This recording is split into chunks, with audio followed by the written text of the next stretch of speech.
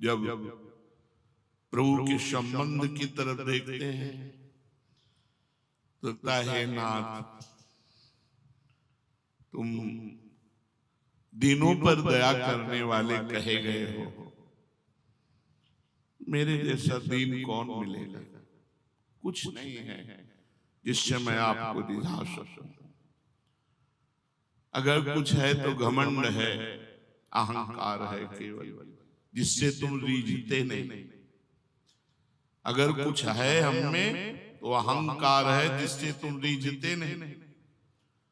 आपके रिझाने के लिए हमारे पास कुछ नहीं, बस एक संबंध याद करके हिम्मत बनती है कि आप मिल जाओ।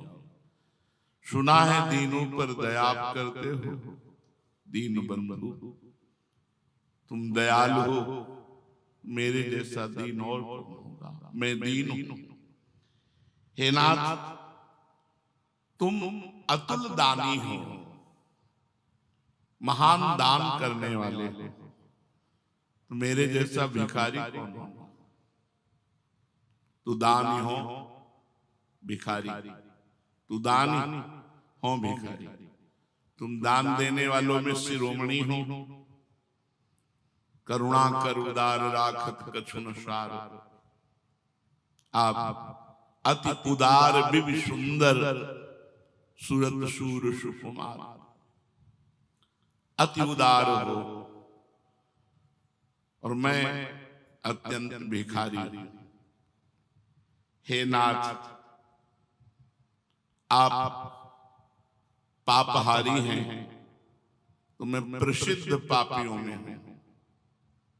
अधिक से अधिक मलिनता मेरे हृदय में है। आप पतित पावन हैं, मैं पतित हूं, तो आप पतितों को पावन करने वाले हैं, पाप पुंज का नाश करने वाले हैं। हे नाथ सुना है तुम अनाथों के नाथ हो, तुम मुझ जैसा अनाथ कौन होगा? प्रभु आप दुखों का नाश करने वाले हो, तो हमारे जैसा दुखी कौन होगा? नाथ वेद और शास्त्र और ब्रह्म ऋषि कहते हैं कि आप ब्रह्म हैं, तो हमारा संबंध है, हम जीव हैं, आपके अंश हैं। तुम स्वामी हो, मैं सेवक हूं, अधिक क्या कहूं प्रभु? मेरा तो आपसे संबंध है, आप ही मेरे माता, आप ही मेरे पिता, आप ही मेरे गुरु, आप ही मेरे मित्र, आप ही सब प्रकार से हितकारी हो, हमारा हेतु आप ही हो। मेरे अनेक नाते हैं, तुम्हें जो नाता अच्छा लगे, दीन भिखारी का, पापी पतित पावन का, नाथ अनाथ का, जो भी नाता, माता पिता भाई बंधु गुरु सखा, जो तुम्हें अच्छा लगे वो मान लो, मैं आपका ही हूं। बस बात केवल कृपालु एक यही है कि किसी भी तरह से मैं आपके चरणों की शरण पा जाऊं, कैसे भी मैं आपको प्राप्त कर लूं। मेरे में जब मैं अपनी तरफ देखता हूं तो कोई भी सद्गुण नहीं जिससे मैं दावा पेश कर सकूं कि आप मुझे मिलो। मैं तपस्वी हूं, मैं जितेंद्री हूं, मैं भजनानंदी हूं, मैं ऐसा कुछ नहीं। पूर्व के जो संत जन भजन किए, उनकी बात सुनकर हृदय कांप जाता है। भजन करने की तो बात जाने दो, उनकी बात सुनकर हृदय कांप जाता है। कहाँ उनका त्याग, कितना प्रभु के प्रति समर्पण, कितना प्रभु से प्रेम पूर्वक जुड़ करके निरंतर भजन करते रहना। यहाँ तो भोगों से जुड़ करके इस बात में खुशी है कि आपकी कृपा से हमारे मनमानी भोग हम भोगने को मिलते हैं, इसलिए आपकी कृपा है। हम आपकी कृपा इसलिए मना रहे हैं कि आपसे हमारी इंद्रियों का पोषण हो रहा है। आपके नाम के बल पर हम अपनी मनमानी कर पा रहे हैं, तो हम कह रहे हैं आपकी बहुत कृपा है। नहीं तो प्रभु जब आपके कृपा पात्रों का जीवन देखते हैं तो हमारा जीवन बिल्कुल नगण्य, बहुत ही पतित, बहुत ही आपसे विमुख पाया जाता है। कहाँ जिनको कुछ अच्छा नहीं लगता, रात दिन आपके लिए रो रहे हैं, भजन कर रहे हैं, उनके आगे हमारा भजन क्या है। पर फिर भी प्रभु हमारा आपका संबंध है। हम पतित हैं तो आप पतित पावन हो, आप दाता हो तो हम भिखारी हैं, आप दीन बंधु हो तो हम दीन हैं, हमारे सब कुछ आप हो। जब ये बात हृदय में आती तो उत्साह आ जाता है कि आप निश्चित हमें मिलेंगे। प्रभु का मिलना ही जीवन का परम लाभ है। देखो, जीवन क्षण भंगुर है, अभी है, क्षण भर बाद में रहेगा कि नहीं। कल अपने लोग सब ऐसे बैठे रहेंगे, सब लोग रहेंगे, ये गारंटी नहीं, पता नहीं कौन उठ जाए। ऐसा ये भयावह मृत्यु लोक है। यहाँ की सभी चीजें नाशवान हैं, किसका गुमान करें, कभी भी कुछ भी नष्ट हो सकता है। पर हम मोह में पड़ करके, अज्ञान में पड़कर इन्हीं बातों पर खुश हो जाते हैं कि हमारे पास जमीन है, मकान है, धन है, स्त्री है, पुत्र है, प्रतिष्ठा है, लेकिन ये सब मरने के बाद क्या है, शरीर छूटने के बाद क्या। इसलिए हे प्रभु, इस क्षण भंगुर शरीर में हमें ऐसा ज्ञान प्रदान करो कि हम निरंतर आप में ही रमें, आपसे ही संतुष्ट रहें। तुष्यन्ति च रमन्ति च, आप में ही रमण करें और इस बात में खुश रहें कि हमारे हृदय में प्रभु का स्मरण चल रहा, इससे बड़ा कोई लाभ नहीं। आपका विस्मरण सबसे बड़ी हानि, आपका स्मरण सबसे बड़ा लाभ। सोचो, कितने बड़े बड़े धनी मानी, ऐश्वर्यवान, कीर्तिवान इस संसार में हुए, कौन जानता है। चले, हम तुम सबको जाना है, जाने की तैयारी कर लो। जो पहले से तैयार न थे, पछता पछता कर चले गए। रहे न रावण सम अभिमानी, हिरणाकश्यप सम वरदानी। खान विभव की खान जगत में कुछ दिन के मेहमान, भजले श्री भगवान जगत में कुछ दिन के मेहमान। बड़े बड़े ऐश्वर्यशाली, कीर्ति बलशाली, ये सब नष्ट हो गए। क्या उनके साथ ये जमीन गई, महल गए, कुछ धन गया, कोई व्यक्ति गया, प्रतिष्ठा गई? नहीं। इन नश्वर चीजों में उन्होंने अपने दिव्य समय को नष्ट करके दुर्गति प्राप्त की। ऐसा न समझा जाए कि बड़ा आदमी है तो सदगति प्राप्त करेगा। सबसे बड़े पद में त्रिभुवन का पद है, सबसे बड़ा इंद्र पद। इंद्र पद में महाराज नहुस गए और वासना से प्रेरित होकर माता सची के लिए गलत भावना की तो अजगर की योनि को प्राप्त हो गए। बड़े बड़े यशस्वी प्रतापवान हुए, उनके साथ कुछ नहीं गया और इसी यश और प्रताप में भगवान को भूल करके अपनी दुर्गति का कारण बन गए। विचार करो, रावण से प्रतापी, हिरण्यकश्यप से वरदानी, विश्व विजयी, सहस्त्राबाहु अर्जुन, तुम्हारे तो 2 भुजाएं, उसके तो 1000 भुजाएं थे। इस धरती को जो त्राहिमाम बुलवा देने वाले बलशाली थे, आज उनका पता नहीं। फिर तुम किस बल पर भगवान को भूल रहे हो? किस लाभ के लिए तुम भगवान का भजन छोड़ देते हो? ये लाभ सब झूठा है। अभी मरो तो तुम्हारा बैंक बैलेंस, बिल्डिंगें, जो भी सब झूठा, सब झूठा। उमा कहूं मैं अनुभव अपना, सत हरि भजन जगत सब सपना। सत्य वस्तु, सत्य कमाई, सत्य धन, भगवान का नाम। जितना आपने जप लिया उतना ही सत्य, बकाया सब झूठा, सब व्यर्थ। सोचो, तुम्हारे पिता, तुम्हारे पितामह, घर के बड़े बूढ़े सब कहां गए? मृत्यु के गाल में सब समा गए। वो लोग क्या नहीं सोचते थे, लेकिन क्या उनकी सोच सत्य हुई? सब सोच यही रह गई और वो यहां से चले गए। ऐसे ही आप भी चले जाएंगे। सोच सोच ये मकान बन जाए, फिर ऐसा हो जाए, फिर ऐसा हो जाए, फिर ऐसा हो जाए, और ऐसा सोचते सोचते मर गए।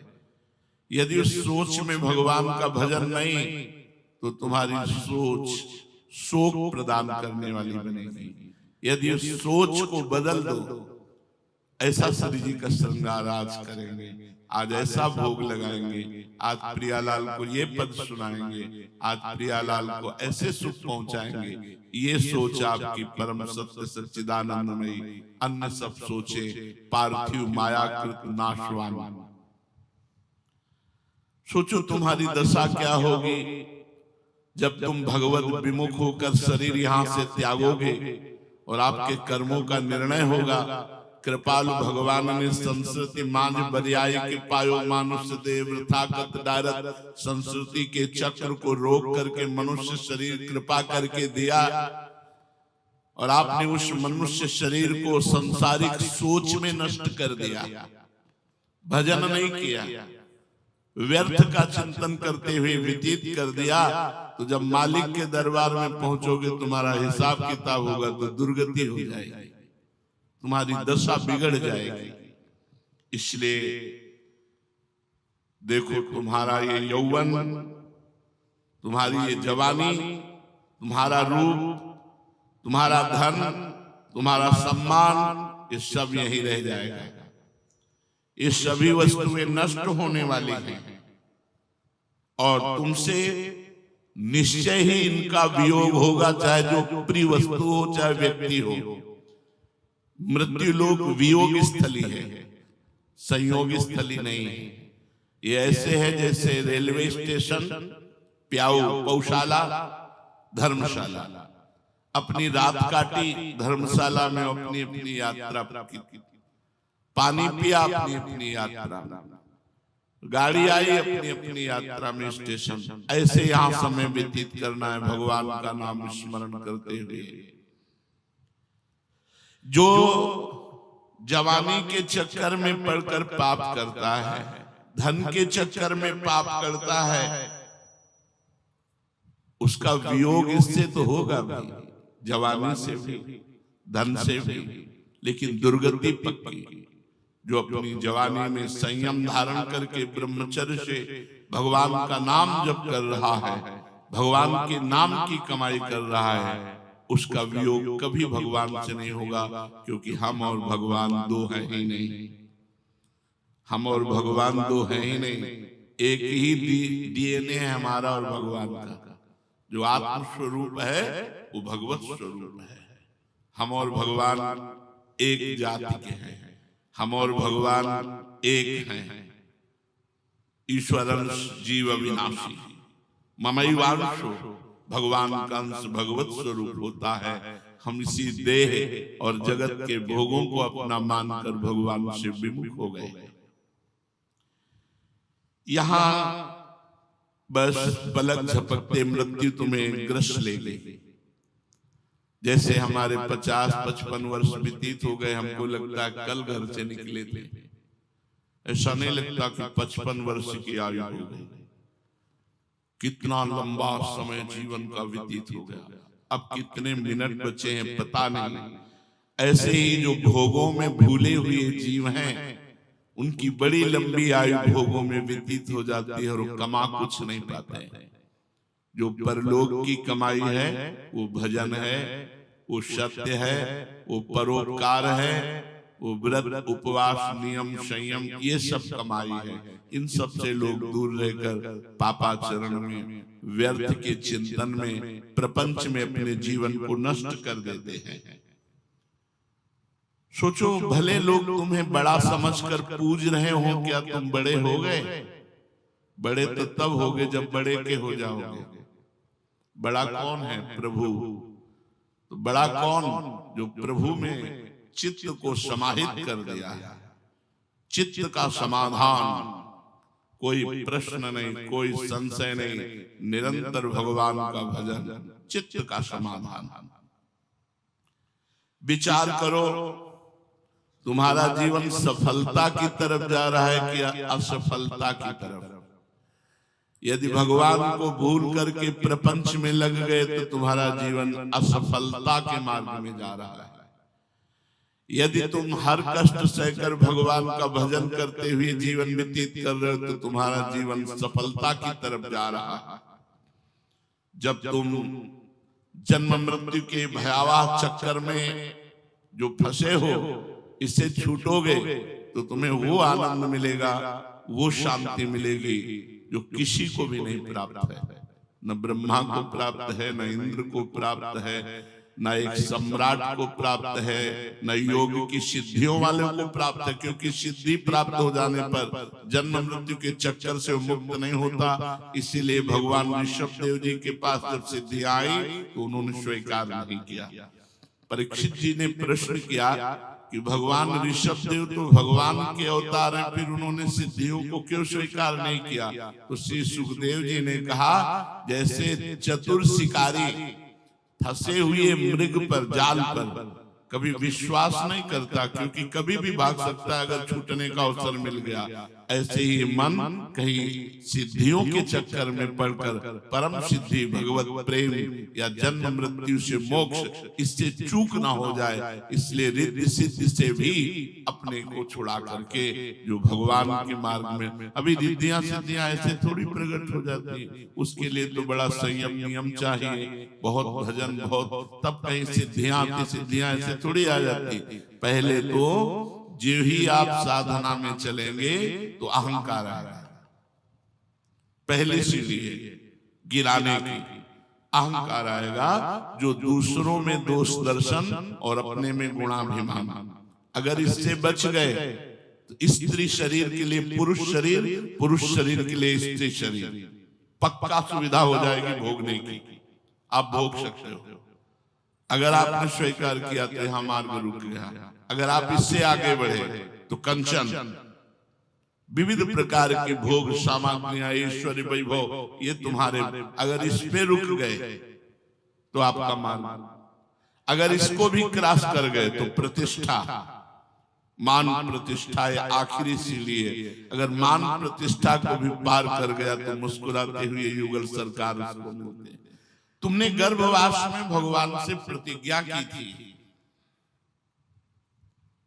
रो रो कर प्रभु से गर्भ में कहा था, जब गर्भ के कष्टों को भोग रहे थे, कि एक बार मुझे गर्भ के इस नरक से बाहर कर दो प्रभु, मैं जाकर ऐसा भजन करूंगा कि दोबारा कभी किसी भी मां के गर्भ में न जाना पड़े। प्रभु, इस मनुष्य जीवन में स्त्री मां के गर्भ रूपी नरक से मुझे बाहर कर दो, मैं बाहर जाकर खूब भजन करूंगा। बाहर आए तो ज्ञान अपहृत हो गया, माया के द्वारा भूमि परत भाटी ढाबर पानी, तिम जीवहि माया लपटानी, लड़का हुआ बोले थाली बजाओ। वो रो रहा है, कहाँ कहाँ वो विशुद्ध ज्ञान कहाँ गया, वो भगवदानंद कहाँ गया? बस नाल छेदन हुआ, गाना बजाना शुरू हो गया। अब फिर वही मोह जाल डाल दिया गया, ये मम्मी, ये तुम्हारी मौसी, ये तुम्हारा, बस फंस गया जाल। जननी जनक बंधु सुखदारा तनुधन धाम सुहृद परिवारा, फिर इसमें ममता कर ली। ये भूल गए कि गर्भ में मैं अकेला जब कष्ट पा रहा था तब मेरे प्रभु ने आनंद दिया, और उन आनंद सिंधु से वादा करके आया हूं कि एक बार चांस दे दो, मैं आपका भजन। वो भूल गया, सब भूल गए, सब लोग भूल गए। उसे जगाना है, उसे फिर पुनः जागृत करना है। वो बात जागृत होती है संत समागम से। इसीलिए जब हरि की विशुद्ध कृपा होती, जब द्रवै दीन दयालु राघव, तो साधु संगति पाइए, क्योंकि उससे हमारा खोया हुआ ज्ञान पुनः जागृत होता है। अब उस प्रतिज्ञा को भूलकर मिथ्या माया ममता में फंसकर फिर उसी भीषण गर्भवास की यंत्रणा भोगने की तैयारी कर रहे हो। होश में हो जाओ, शीघ्र चेतो, अब जीवन नहीं रह गया है, अब जीवन नहीं रह गया। 50, 55 वर्ष, 40 वर्ष, 30 वर्ष, अब पता नहीं 30 सेकेंड है कि नहीं। क्या पता था उनको कि काल 1 मिनट में हमारी सब मनोरथों में पानी फेंक देगा। कोई चिंतन कर रहा होगा कि अमुक जगह जाकर ऐसे अमुक से मिलेंगे, अमुक, सब मिट्टी में मिला दिया। चेतो, शीघ्र चेतो, कहीं जीवन के बचे हुए दिन भगवत विमुख असावधानी में न बीत जाए। तुम्हारे हाथ बहुत बढ़िया अवसर लगा है। फिर 83,99,999 योनियों में जो नहीं कर सकते वो केवल है भजन, वो मनुष्य योनि में कर सकते हो। स्त्री भोग का सुख तो हर योनि ले रही है, रसेंद्री का खान पान का सुख हर योनि ले रही है, सोने उठने बैठने क्रिया पारिवारिक संबंध हर योनि ले रही है। एक एक सुकरी के 20-20 बच्चा, खूब ये सब निद्रा भय आहार मैथुन, इसका तो सारे संसार के हर जल चैतन्य में सब फैला हुआ है। एक सुख है भगवदानंद, वो केवल मनुष्य शरीर में ही प्राप्त हो सकता है, अन्य किसी योनि में नहीं। देखो अब तक जो भूल हो गई भगवान क्षमा कर देंगे। एक एकांतिक में प्रश्न करता धर्म को कोष, मैं धर्म करता हूं फिर भी मुझे इतना, भगवान ऐसा, जब कोई धर्म और भगवान की तरफ कड़वे शब्द बोलने की चेष्टा करता है तो हमारा हृदय दाह से युक्त हो जाता है, ताप युक्त हो जाता है। क्योंकि करुणा में भगवान की करुणा को न समझ करके तुम ऐसा, तुमका पूर्व जन्म की छोड़ो, वृंदावन में बैठे हुए इसी जन्म का रजिस्टर निकालो अपने पापों का और तुम न्यायाधीश बनो और तुम देखो कि तुमने क्या क्या किया है, क्या उसका दंड विधान होता है और वो कर्म तुमने किए फिर भी तुम सुख चैन से हो। इसमें भगवान की कृपा है या भगवान का न्याय गलत है। हम कहा अगर अपने जीवन को देखोगे तो इतना केवल कह सकते हैं, अपने जीवन को देखने के बाद इतना कह सकते हैं कि प्रभु क्षमा करो, बस आपकी कृपा की ही बात है, मैं किसी योग्य नहीं। ईमानदारी से सब लोग देखो, उनकी कृपा और अपनी उद्दंडता अब भी देखो, उनकी कृपा और अपनी उद्दंडता जब हम देखते हैं तो इतना ही केवल हम कर सकते हैं। न्याय करने पर इतना आएगा कि क्षमा प्रभु क्षमा, त्राहिमाम प्रभु त्राहिमाम, मैं आपके योग्य नहीं हूं प्रभु, मैं आपका अपराधी हूं, पर फिर भी आपकी इतनी कृपा हम पर है। अब तक जो भूल हो गई सो हो गई, उसके लिए अब रोने का समय नहीं, नाम जप करो। उसके लिए पश्चाताप मत करो कि बैठे वर्तमान के समय को भी भूत के चिंतन में व्यतीत करो। भूत में जो हो गया सो हो गया, छोड़ो, अब वर्तमान को संभालो। जीवन के जितने दिन बाकी हैं उन्हीं को दृढ़ संकल्प करो कि 1 सेकेंड भी अब मैं भगवान से विमुख नहीं जीऊंगा। राधा राधा राधा राधा, हर सेकेंड हर मिनट अब मैं प्रभु से जुड़कर ही जीऊंगा। अब विषय भोगों से, संसार से, किसी अन्य क्रियाओं से भगवत विमुख होकर नहीं जीऊंगा। क्रियाएं तो करनी ही पड़ेंगी संसार में, कर्म तो करना ही पड़ेगा, पर माम अनुस्मर युद्ध मेरा स्मरण करते हुए कर्म करो तो जीवन को सफल कर लोगे। ऐसा अवसर बार बार नहीं मिलने का, इस परम लाभ को प्राप्त करने में आलस्य मत करो। सोचो, यावत् स्वस्थमिदं कलेवरम यावच्च दूरे जरा, जब तक बुढ़ापा दूर है, शरीर स्वस्थ है, तब तक तुम कुछ भी कर सकते हो। क्या कर्मों का भोग है। यावत् स्वस्थमिदं कलेवरम यावत् च दूरे जरा, जब तक तुम्हारा शरीर स्वस्थ है, बुढ़ापा ग्रसित नहीं कर लेता, रोग ग्रसित नहीं कर लेता, तभी तक तुम कुछ अपने लिए कर सकते हो। अपने लिए क्या है? भगवान का नाम जप, तीर्थ याटन, व्रत, उपवास, नियम संयम, इनके द्वारा तुम अपने पापों को नष्ट करके उज्जवल भविष्य बना सकते हो। क्या उज्जवल भविष्य? जिंदा फेंक दिया कबाड़ में। कर्म देखो, उनके कर्म फेंकने वालों के, और उस जीव का कर्म देखो कि शरीर की त्वचा सड़ रही है, कोई औषधि नहीं, और कम से कम कोई पानी तो पिला दे, तो कूड़ा घर में फेंक आए, जहां कूड़ादान रखा होता है बड़ा बड़ा टाली वाला, उसी में फेंक दिया। सोचो, जब तक तुम्हारा शरीर स्वस्थ है, इंद्रियां सशक्त हैं, मन प्रबुद्ध है, बुद्धि काम दे रही है, तभी तक तुम भगवान का भजन कर सकते हो। अगर भगवान के भजन का अभ्यास स्वस्थ अवस्था में नहीं किया, तो आप रोगी शरीर में नहीं कर सकते, बुढ़ापे में नहीं कर सकते। इसलिए बहुत सावधान होकर एक एक क्षण श्री भगवान के चिंतन में, भगवान के भजन में व्यतीत करो। यही जीवन की परम सार्थकता है। श्री राधा वल्लभ लाल।